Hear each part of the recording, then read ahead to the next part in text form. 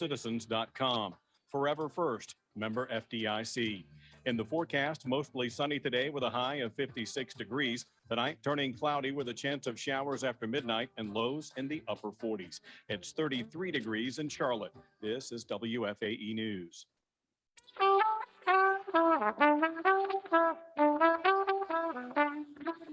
This is Charlotte Talks. I'm Mike Collins. After several years of rising numbers of homicides, of gun violence, and other violent crime, 2021 provided a respite in Charlotte. All three went into decline. CMPD reports a 7% drop in violent crime last year compared with 2020.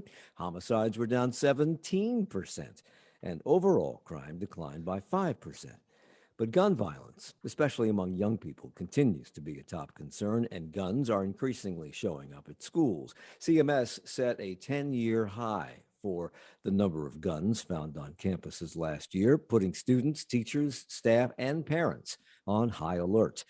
Like police departments around the country, CMPD is also engaging in trying to build trust in the community while also dealing with the challenge of retaining and recruiting officers. They, like other organizations, are watching members of the force reevaluate their career choices, and that has added to the chronic officer shortages we've been experiencing in the last several years. We're going to spend the hour talking about these and other topics with CMPD Chief Johnny Jennings. Welcome back. Thank you for joining us. Good to see you. Thank you, Mike. It's good to be back. All those declining crime statistics that I mentioned are certainly good news. Our homicide rate last year dropped even as it rose to record highs in other U.S. cities, not this one. Do you have a theory as to why we're contrarian? Well, I think there's several reasons. One is I tend to be cautious on taking all the credit, because if it goes up, then I have to take all the blame as well. So the things that we've done internally within the Charlotte-Mecklenburg Police Department to intentionally focus on violent crime, I think it has to make a difference. And you read off some of the stats earlier, but you look at one stat that really hits me is almost 3,000 illegal guns that were taken off the street by our Charlotte-Mecklenburg police officers. So does that make a difference in it? I think it certainly has to have some impact on the numbers that we're seeing. I do want to talk about those illegal guns in a second. In the past, however, when we've talked about this, you have credited a team of detectives that you assembled last year that focused on taking these illegal guns off the street, that they seized, as you said, about 3,000 guns last year. And that was up 33% from the previous year. Does that mean that you are finding and seizing more guns, or that there are simply more guns to be seized out there? I think it's a mixture of both. And let me tell you, as a chief, whenever you're looking at switching personnel around and refocusing that personnel, it's a difficult decision. And I resisted that a little bit, because the teams that I put together to make up our crime gun suppression team were doing phenomenal work in other areas. But I knew it's something that we had to do to focus on violent crimes, and in particular gun crimes. So these teams that you're talking about are not just specifically randomly going out looking for guns. They're looking for individuals who are involved in gun crimes, that are committing crimes with guns, and that's their focus. So for them to be able to look at it and do full-fledged investigations and target those individuals so that that doesn't escalate into homicides or serious violent crimes, I think that makes a huge difference in what we're trying to do. I may have gotten the answer to my next question in that answer, but I'll ask it in a different way and see. And that is, how are you finding these guns? Is it simply happenstance as you respond to other reports of criminal activity or possible criminal activity? How are you finding these guns? I get reports. I get reports every morning on some of the work that's being done across our department, as well as crime reports. And I'm just amazed at the technology, the tools, the investigations that they do to be able to find the right people. So that we have people that we know are career criminals that are preying upon our citizens within Charlotte-Mecklenburg jurisdiction, and the things that they're able to do to be able to track people down that have warrants on them, or that we know that are committing crimes out there, to catch them either in the act or shortly after, is just phenomenal. So these men and women that are doing this work, they are experts at it, and that's one reason why we put them together to be able to make a difference in our community. You found 3,000 guns last year, which is the number that we've been given.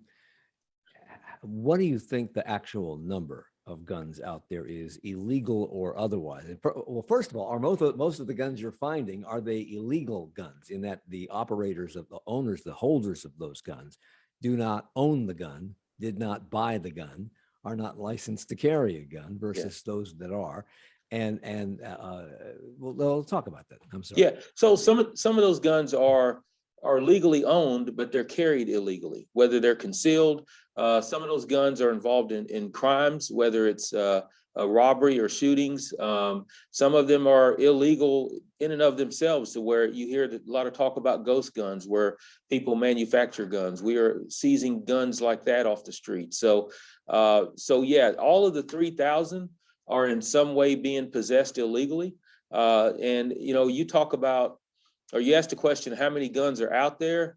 I'm sure that somebody has a statistic on that somewhere, but I would say that it just dwarfs the number that we're actually seeing or confiscating. And officers are not confiscating every gun they come in contact with, only the ones that are being carried illegally or used for a crime. You mentioned these so-called ghost guns, and I'm assuming that you're talking about these guns that can be manufactured from various different parts that are obtainable on the internet, or you can manufacture on a printer and actually print out the parts and assemble the gun, and nobody knows you have the gun because it never existed officially and still does not. How big a problem is that, and how concerned are you and other police officials around the country about this emerging technology that allows this? Yeah, I think it's a huge problem. One, the guns are untraceable.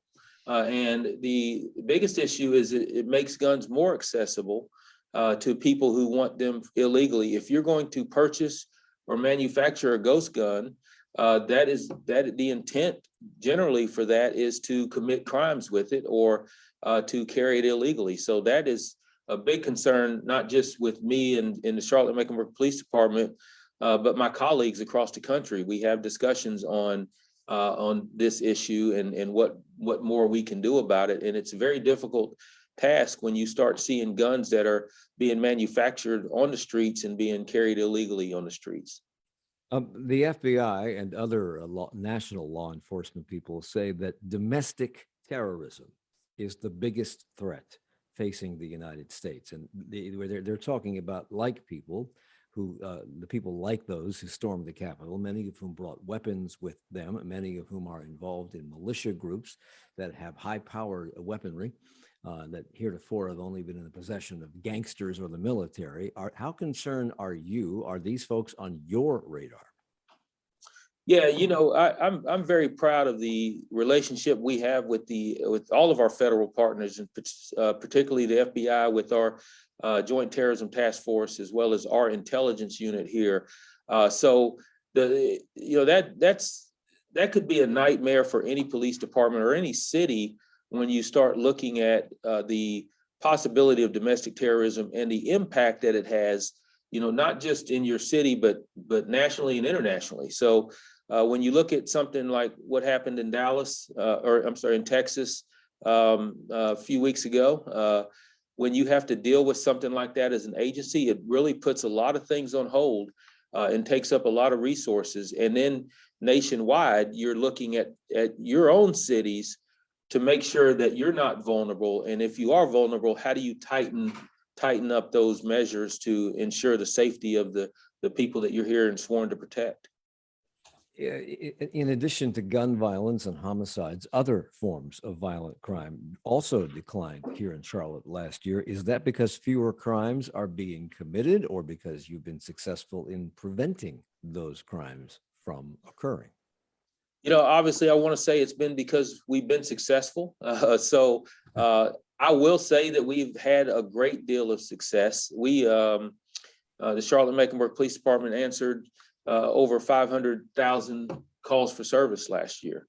And so that's the amount of contacts that we've had with individuals And we don't want all of those contacts to be in a negative sense, in which some of the initiatives that I'm looking at here within the police department is that every contact that we have with individuals does not have to be on their worst day. So as we start to have that visibility and have the relationships that we have with the community, and also the alternatives to criminal behavior that we are putting, not just with our youth, but things that we're starting with our older generations as well, to be able to give alternatives to crime, life of crime. And I think that all of that plays into what we look at as a whole in the crime numbers. Years ago, the violence and the death by gun violence that we witnessed here in Charlotte seemed to have been associated with the drug industry, the drug trade, and with drug traffickers, local drug pushers. What's the core of it today? What's the motivation? What is the need that drives crime today? Yeah, that's an interesting question, because I get that quite a bit as far as what is the motivation behind some of the homicides that you're seeing. A great deal of them is basically young people not knowing how to resolve conflicts. And an argument turns into a shooting. We had a shooting last year that was disturbing to me, that we talked to the individual who fired the shot, and he said because the guy looked at him funny.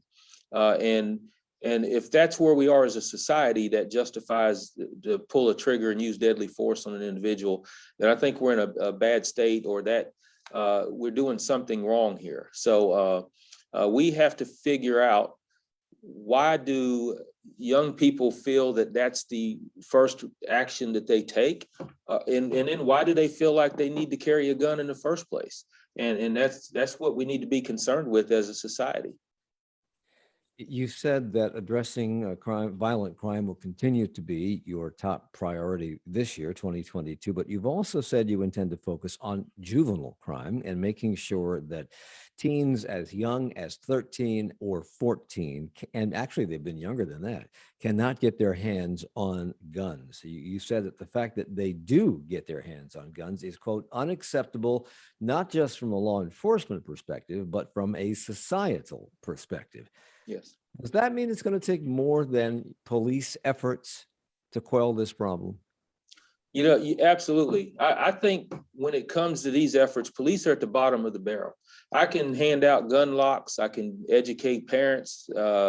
We can do everything we can on our end. But if those things are not taken into action, and those safety measures are not put in place to make sure that kids do not have access to these firearms, then all of that's for nothing. And also to be able to have parents and guardians to sit down and talk with their kids, and to give them real life conversation about the consequences of carrying a gun and the consequences of using a gun.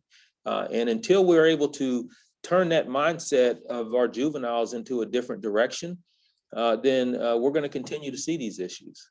So given that you don't know what parents are telling their kids, you don't know what the effect of those conversations are when they are being had, how do you do it? What is your plan to keep guns out of the hands of young people? Well, within our department, we try to reach as many people as we can, whether it's at risk or just people that don't have opportunities and pathways in life as youth. But so we have over 20 youth programs within the Charlotte-Mecklenburg Police Department. And we're going to talk about those when we come back, among other things, your attempts to reach younger people and show them an alternative to violence, and that because violence changes their life forever in an instant. Chief Johnny Jennings with us. We're coming right back. Support for Charlotte Talks comes from WFAE members and Opera Carolina, presenting Don Giovanni based on the legend of the infamous Don Juan and hailed as Mozart's greatest opera. February 3rd, 5th, and 6th. More information at operacarolina.org. You rely on WFAE to keep you informed. So have you considered including us in your estate plans to ensure future generations will benefit from the wisdom and calming voice of public radio? For information on WFAE's Legacy Society, email give@wfae.org. And thanks. Coming up tomorrow on this program, Latino students make up the fastest growing population at CMS, 40,000 students and growing. They've always faced difficulties and many barriers, and with the pandemic, more and more of them are falling behind. We'll look at the challenge that poses and what could be done to solve that problem or help it tomorrow on this program at 9. Hey, it's Mary Louise Kelly. For a while now, it might have felt like the days have been blurring together. But at All Things Considered from NPR News, we don't see it quite that way. Each day brings unique stories, surprising news that won't unfold the same way ever again, events that move history forward. What makes today unlike any other day? Listen to find out. All Things Considered every afternoon. Weekday afternoons at 4 on 90.7 WFAE. It's Charlotte Talks on listener-funded 90.7 WFAE and 90.3 WFHE. I'm Mike Collins. CMPD Chief Johnny Jennings, our guest for the hour. We're talking about declining homicide and other violent crime statistics and efforts to make sure they stay that way, if that can be done, and how the department is approaching it and more. CMS has experienced a record high number in the last year, or actually since the school term began in the fall, a record high number of guns in school. No one has been hurt yet, thankfully. Only one gun, I believe, was accidentally discharged, but the guns are there and they've been found on campuses. Schools have a responsibility, of course, to keep students and staff and teachers safe, but they are not the police. So what has to happen to reduce the number of guns being carried onto campuses, and how do you prevent that as opposed to merely punishing those who bring these guns to school campuses? Yeah, you're absolutely right. And the key word that you mentioned is punishing those who bring guns on campus. I don't think that's the answer. I think prevention and to avoid that in the first place is the key. And that's one of the things that my talks with Superintendent Ernest Winston, we have a great relationship that we're able to look at things that we can do together to help, starting from the homes, and how do we bring all of that together, including listening to the students themselves. And, you know, District Attorney Spencer Merriweather, we have a great group.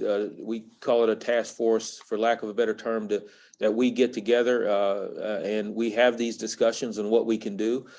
Some of the initiatives already, you know, we went and up the Crime Stoppers, Campus Crime Stoppers program that has been so successful in the past that we're wanting to revamp that and offer the kids up to a $500 reward for information that leads to the possession of a firearm. I want to talk about that for a second, because Mayor Lyles was on with us last month, and that came up because, as you say, Crime Stoppers just upped the ante from $250 to $500 for anybody who steps forward with information about somebody bringing on a gun onto campus that leads to an arrest, I believe. But they haven't, at least as of last month, they hadn't given out a single reward, and that's a lot of money, especially to a student in high school or junior high school. $500 is a lot of money.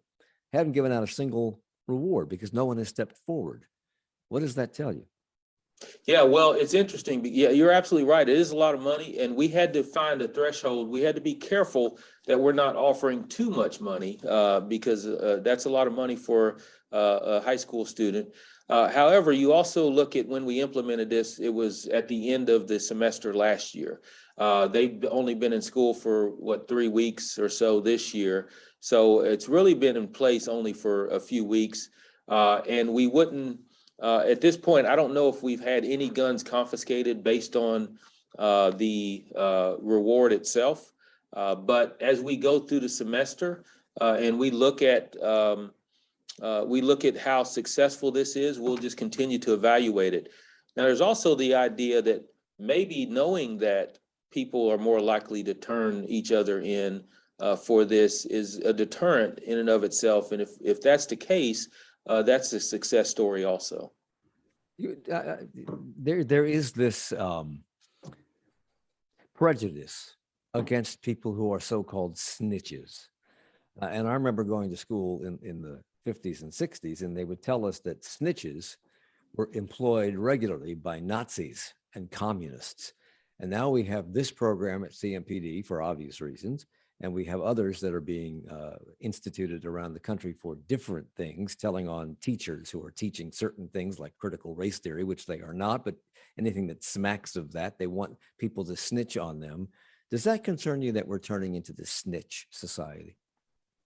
No, not at all. I think it's important to know that if we want to be a safe society, that the police cannot be everywhere. They cannot hear everything. So we're very dependent on information that we get from other people with knowledge of potential violent crime occurring or crime that has already occurred. So without that, we're going to live in a society that I don't think anyone wants to see, where we're just continuing to accept violent crime behavior, and that shouldn't be acceptable for anyone, whether you call it a snitch, informant, whatever you want to call it. I think we have to know as a society, we need that information to keep our community safe. One of the things that you mentioned a second ago in your conversations with CMS Superintendent Ernest Winston, and the fact that you have put together this task force to study this question of guns in schools, you mentioned listening to what the students had to say. Have those conversations begun? And if so, what have they been saying? What are they telling you? Yes, they have begun, and they've had some sessions already, and we've been fortunate enough to have a student to come to our one of our meetings, and they want to be heard. They want to be involved in the solution, and really from the conversations, that's the majority of it, is include us in this. Don't make decisions that affect them without their input. And so we have to be intentional to bring them to the table so that they can have these discussions with us, and not only to have the input, but also to understand the why when we make those decisions. Why are we making those decisions, and generally to try to keep them safe in schools. Would you consider this to be part of something we're going to talk about more in depth later on, of your department's efforts to build trust in the community? And does this build trust among young people who you talk with? I think this part of it is bigger than that. I think when we start looking at just the dealing with the school system, schools, you should be able to go to school without having to worry about your safety. You should be able to get an education without having to worry about your safety. So I like to keep that separate in the efforts. We do want to have those relationships, not just with our young people, but throughout our entire community. And that requires a great deal of effort. And who are the young people you're talking to? Are you just picking these folks at random? Are they what you would refer to normally as student leaders, those who are least likely to be a problem in the first place? Or does this run the gamut? Are you hearing from young people who might be at risk of carrying a gun or committing a crime or not behaving properly because they don't see an alternative? It has been, and it needs to be both. It needs to be a student who is, and when we have the conversation, students who are going to have that input, because if we bring them to the table and there's no substance that comes with that, then that's counterproductive. So they want to make sure that the students that we're talking to are the ones who are going to be vocals, and the ones who are leaders within their schools, that will come and have great conversation with us and tell us what we need to hear. And that's still very early, so there's more of that to come, and we'll continue to do that as we move through this. One of the changes that's going to result from all these guns being found on campus is CMS instituting a policy of clear backpacks that they will be providing young people. I'm not sure exactly when that starts. It's been tried in other school districts throughout the country with some varying levels of success. Do you think that will help? Oh, I think it absolutely will help. Is it the answer? I don't think it is the answer. I don't think Superintendent Winston believes it's the answer, but I think he believes it's a step in the right direction. We just, if there's something that can be done that will help the situation of bringing guns or weapons on campus, then I think everyone is all for making that happen. Some of the guns that have been found in school have been incorrectly stored by their owners. Some of them were stolen guns, and because of that incorrect storage, that's how they were stolen. Are irresponsible gun owners a significant contributor to this problem? Well, we've seen that, Mike. It's not as significant as you would think as far as where these guns from schools are coming from. When you have a student that that tells you that if you give him an hour or 2 hours, he or she can get a gun very easily. That's not coming from their parents. That's not coming from an adult that they know, or uncle or relative. That's coming from off the streets being sold or loaned out or whatever illegally. So as we look at that, we've actually looked at our process as well as if these guns are coming from irresponsible adults, then we can actually charge for that, and we have in the past.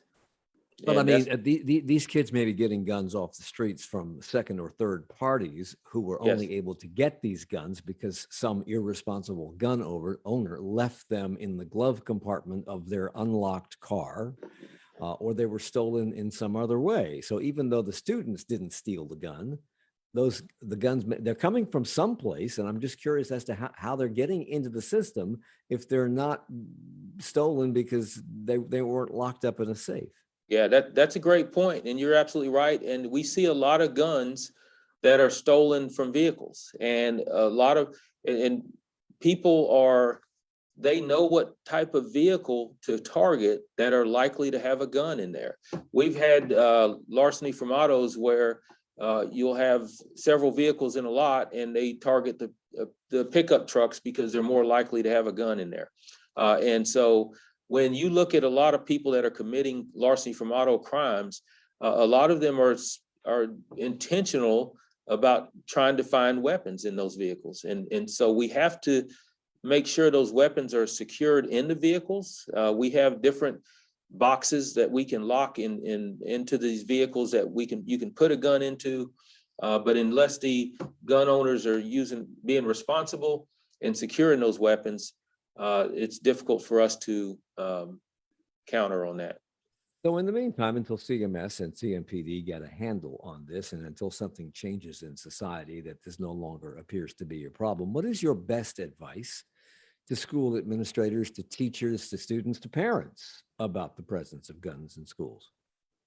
Well, to every one of them, have those conversations, talk about it, talk about the consequences, talk about the dangers, and because I really believe that when these things happen, I don't think the young people are truly thinking about what does this mean for their future and the consequences that they face by bringing a gun to school. So those conversations alone could make an impact, as well as a parent, you have to be nosy. You have to look in your kids' book bags. You have to ask them the questions and keep an eye on them. And don't think that your kid is not capable of doing that, because we hear that all the time. I've heard you say, and this happens whether a crime is committed with a gun or whether it's fired or not. I mean, bringing a gun to school is a crime, and the fact that you're caught with that gun changes your life in an instant forever. When young people hear that, when you say it to them, because I know you're having conversations in other forums about finding alternatives to violence, does it sink in? Do they understand it? Is it something that they can relate to, this instant change in their life circumstances that will be with them forever?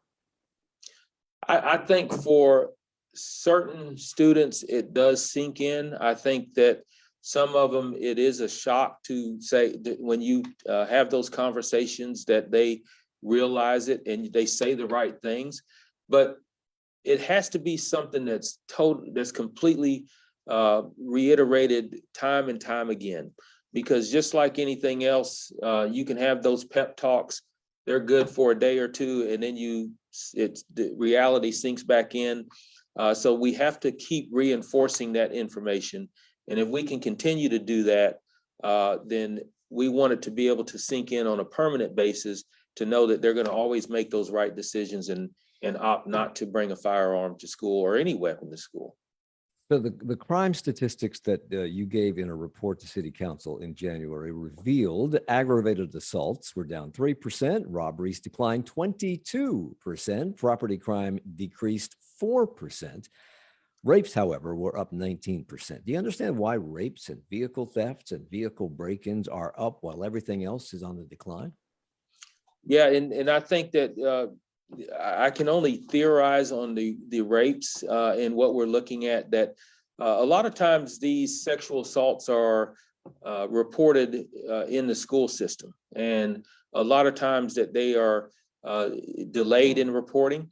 And what we saw last year was an increase in students telling their counselors, their teachers, their SROs of a sexual assault that might have occurred previously or even recently. And so they're a resource for a reporting mechanism for these students. And when school was not in service, that resource was taken away. So I'm not saying that's the full reason for the increase in the sexual assault reports, but I do think it has something to do with it. And larceny go ahead. I'm sorry. I was just going to say that something like larceny from auto, those are crimes of opportunity. As I mentioned earlier, somebody will go in and they will go in specifically to break into a vehicle or to look for weapons or money or anything they can find in those cars, and they look for the opportunities to do that. These reports of sexual assaults on CMS campuses really came to light for many for the first time this year through the efforts of WBTV and our colleague Nick Oxner, who spent the better part of a year looking into this and getting stonewalled and blocked every step of the way. And it turns out that maybe the policies that were in place at CMS for reporting these assaults and dealing with them in a proper fashion were not always followed. And I'm curious as to why they have anything to do with it whatsoever. Once a student reports a sexual assault, that's a crime. So why isn't CMPD brought into it instantly and they take over? Well, I think we should be. I think it's why aren't you? It's a crime. Yeah, I can't answer that, but what I can say is why can't you answer that? It's a crime. Why aren't you brought into it? And if you're not brought into it, why isn't the system accused of committing a crime? Well, Mike, you're asking me something that I don't control, them telling our officers about these incidents. And we can have those discussions and come up with protocol and say, this is what we want. This is how we need to investigate these. I think the school system is certainly trying to get better. And we are trying to get better and working with them to make sure that these are reported. But that's about all we can do at this point. But when they are investigated, we need to make sure that we're doing everything we can to get to what the truth of what happened is. And if someone needs to be arrested and prosecuted, then we move forward with that as well. To the best of your knowledge, since this lack of response on the part of CMS in the past, at least, was woeful, now that it's come to light, have things improved to the best of your knowledge? I think they are improving. I don't think we're there yet, right? Because the first thing is the relationship that we have to have with the school system, and we'll continue that. Okay. We'll continue this conversation with CMPD Chief Johnny Jennings when we come back in about 90 seconds. It's Charlotte Talks on WFAE. More than 1 million people have died of overdoses in the United States in the last 20 years. That rate has increased in the age of COVID-19. Recent CDC estimates show more than 100,000 overdose deaths in the first year of the pandemic, a record high. New York City recently opened the U.S.'s first overdose prevention centers. They're sites where people can safely use drugs under the supervision of people trained to spot and reverse overdoses. What is the philosophy of harm reduction, and what does it mean to create a safe drug consumption site? They'll be talking about that in 20 minutes at 10 o'clock on 1A.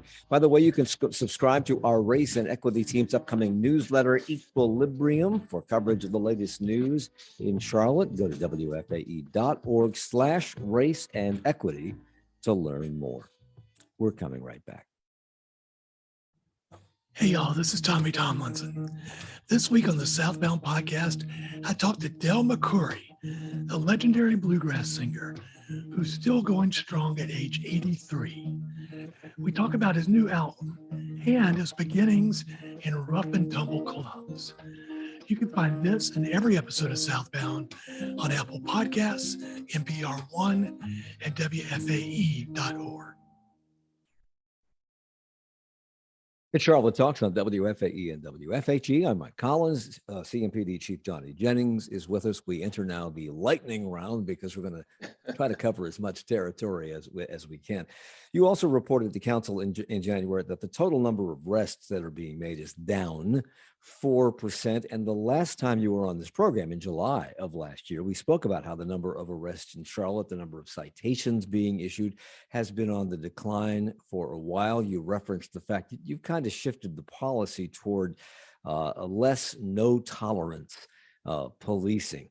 So are fewer people being arrested because of a department directive to not go after small infractions, because officers don't see the value in that because it's too much paperwork? And either way, has arresting fewer people for lesser infractions impacted the crime rate and or public safety? Yeah, great question, because I was intentional to say that we are not necessarily, there's not a directive to make less arrests or to not make arrests for low-level criminal offenses. My direction it's more of a direction to my officers that look at what you're trying to accomplish. What is the end result you're looking to gain by making that arrest? If it's just to get someone off the streets or make an arrest because someone did something illegal, or are you trying to make that community better by making that arrest? And what are the alternatives to that? So as they look at that and realize that, do I want to spend 3 or 4 hours taking someone to jail for drug paraphernalia, or do I want to do something else for this individual so that I'm not putting this person in the system and then putting them into a cycle that they can't get out of? And what has been the result of that? I think officers are looking at things differently now. When I came on the department, it was celebrated that if you made hundreds of arrests as an officer, you were considered a great officer. But now if you're looking at how are you changing lives and how are you steering people in the right direction, then that's more of a factor of your success as an officer. Do you think it's making the community safer? Oh, absolutely, I do. If you can imagine that if I give someone an alternative, whether that's a youth, and I divert whether a young person or I divert even an adult, that person does not get into a cycle of crime, and how far down generations from that, if that person becomes successful in society, then do their kids then become successful? And how long down the road are we solving a great issue that we've been dealing with for so many years now, where you're arresting individuals who, now I see some individuals whose grandkids, individuals I arrested when I was a young officer, and their grandkids now are still living a life of crime. So it's generational, and how do you break that? You have instituted this alternative to violence program, or the violence interrupters program. And you said that this program will allow you to, quote, identify juveniles that we can provide opportunities for and make sure that they can have long-term success, and let them know that there are the other paths in life that they can take. How difficult a sell is that for some young people who really cannot see these alternatives because they have no life experience or expectation that those experiences will be available to them? Yeah, you said it in your question, that they cannot see that there are other alternatives. We have to show them those alternatives. What I like about this program is it's not a CMPD program. It's a city and county efforts. They've invested financially. They've invested through the the work and dedication of bringing in stakeholders to these corridors of opportunities. And they're showing, as you see those areas grow and see opportunities come into play for these young people, they're actually seeing that now and seeing people in their own communities that are growing and benefiting from that. And that's going to play over into other people as they start to actually see real life examples of people succeeding. I think you've been chief for what, 2.5 years now? I'm not sure exactly when. It feels like much longer. It's more of, it's going on 2 years now. Okay. But just being on the department for going on 30 years now. So it's been a long journey with CMPD, a department I love and a city I love. So I'm not sure exactly how long this program, this violence interrupters program, has been in place, but do you think you're having success with it? I see some success now. It's still very early. We initiated, I think this was initiated in 2020 by the city and the county government, and CMPD is a small piece of it. I've seen some growth. We kicked it off on the Betty's Ford Road corridor and just the investment in the, we have great, some of the companies within Charlotte are just fantastic. They're behind the scenes. They're committing financially and their time. I'm working closely with the Lowe's CEO that we're looking at an adult diversion program. There are so many things that we do within our city that we could not afford to do without so many of our great organizations and companies here in the Charlotte-Mecklenburg area. So, but nipping this in the bud, getting people when they're young, so they don't commit that first crime. They don't change their lives forever and make it more difficult to go along the straight and narrow once they commit a crime that gives them a felony charge or puts them in jail for a period of time is really the key to this. And you have about 25 different programs at CMPD engaging with young people to let them know of their options. When you break through to one of the young people that you're dealing with, is this a revelation to them that this actually could work in a different way? And is there peer pressure not to take the suggested path? I think that we overcome that peer pressure by the commitment that we have with these kids, at least during the time that they're with us. Some of our diversion programs that we have, the recidivism rate is very successful to where we don't see these kids in the system. We have some kids that have gone through our programs that now work at CMPD. We have some very successful kids that come back and they tell us, that how much of a difference our programs have made in their lives. And that's rewarding.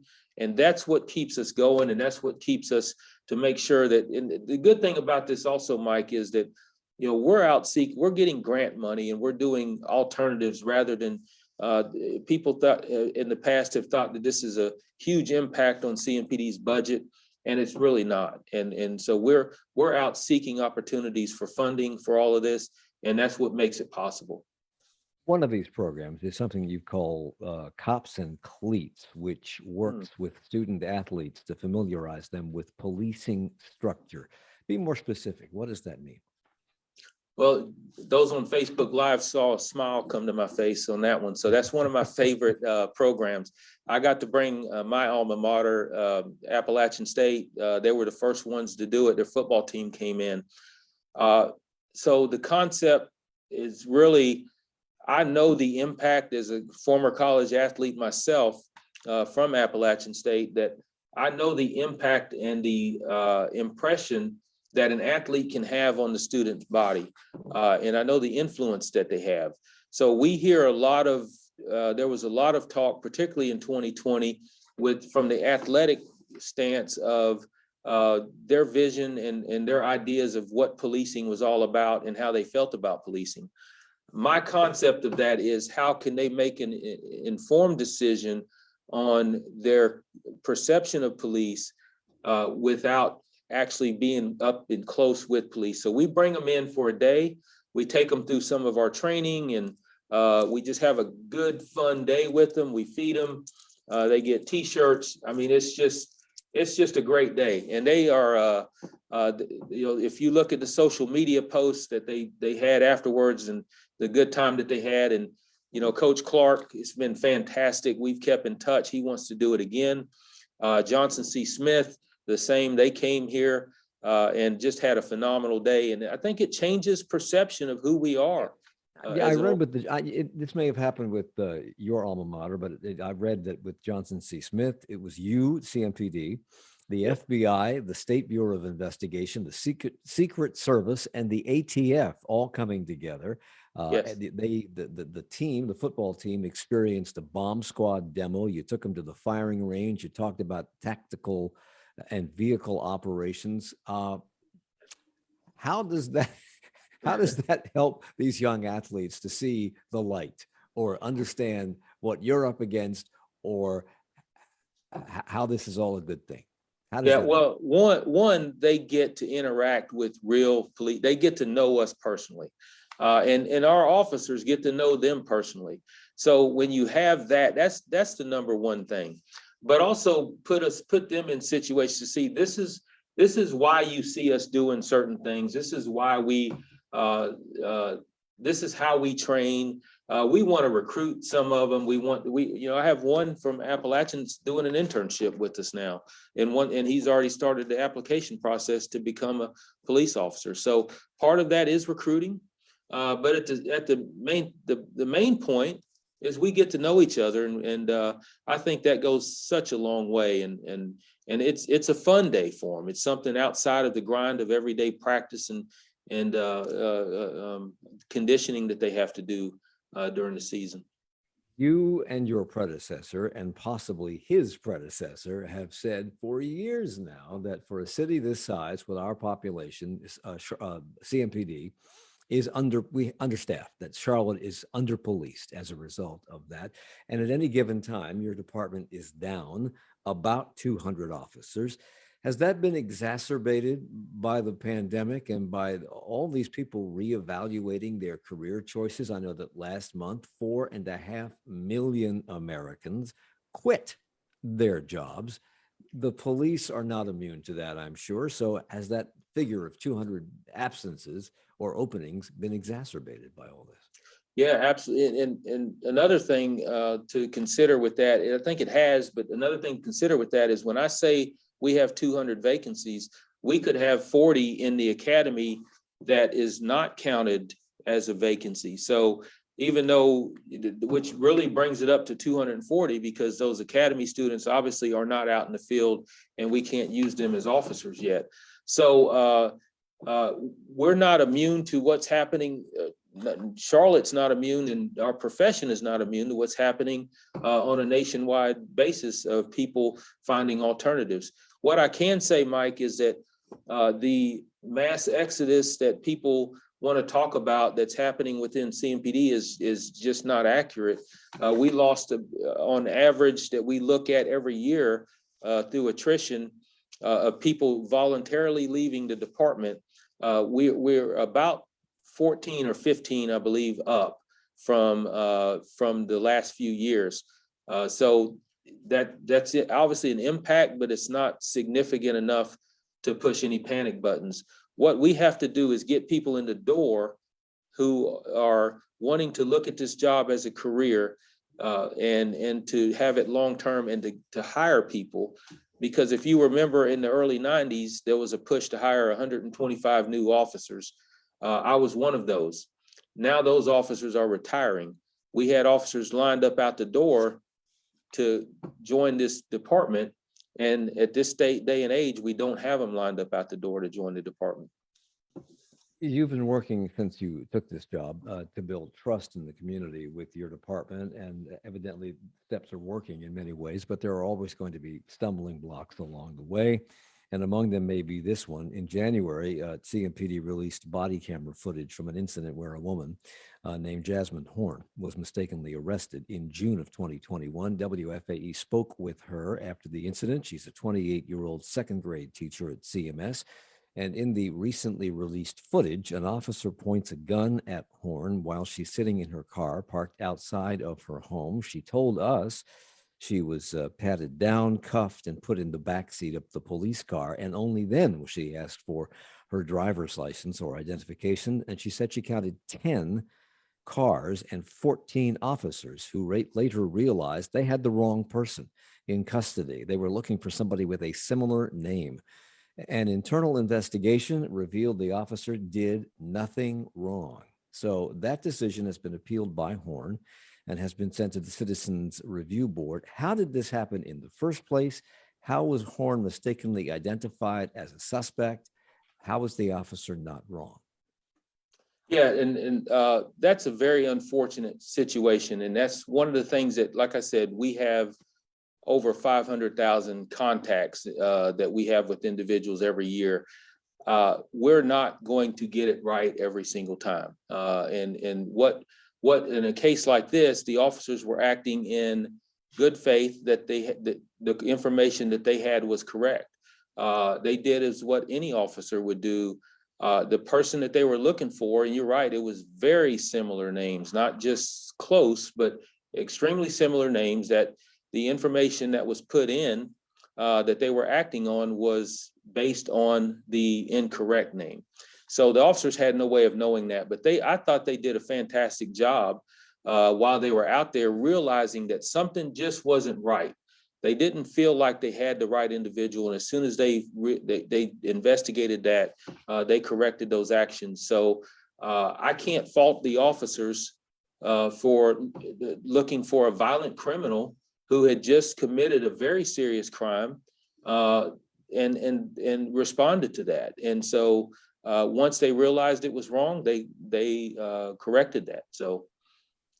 And let's end on an up note, because you recently told WSSC TV's Joe Bruno, when he asked you if you describe Charlotte as a safe city, you said, absolutely, I would. I have 10 seconds. Why are you so confident? 10 seconds.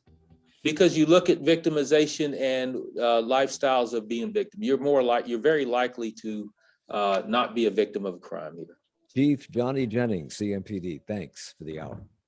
Charlotte Thank you, Talks Mike. with Mike Collins is a production of 90.7 WFAE. Support for Charlotte Talks comes from Mazda of South Charlotte. Our executive producer is Wendy Herkey. The senior producer is Aaron Keever. Our producers are Gabe Altieri and Jesse Steinmetz. Our engineer is Joby Sprinkle. For more information about Charlotte Talks, go to wfae.org/Charlotte Talks.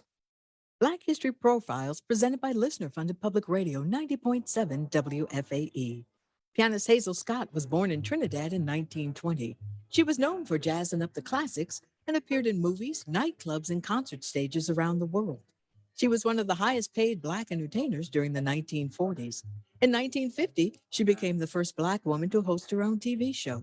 Hazel Scott died on October 2nd, 1981. Lots of notes. Find out what's happening in the Charlotte art scene with WFAE's Tapestry. This weekly arts and entertainment newsletter will help keep you up to date on the arts and cultural events all around town. Subscribe to WFAE's Tapestry at wfae.org/newsletters. Tomorrow on this program, the challenges faced by the fastest growing population in CMS schools, Latino. 40,000 Latino students are enrolled, and that number is growing. They've always faced things like the language and cultural barrier, but now with the pandemic, other problems or challenges have cropped up, and some in the community consider this to be a state of emergency. So we'll take a deeper dive into the reporting that WFAE and La Noticia have been doing this past week on this problem.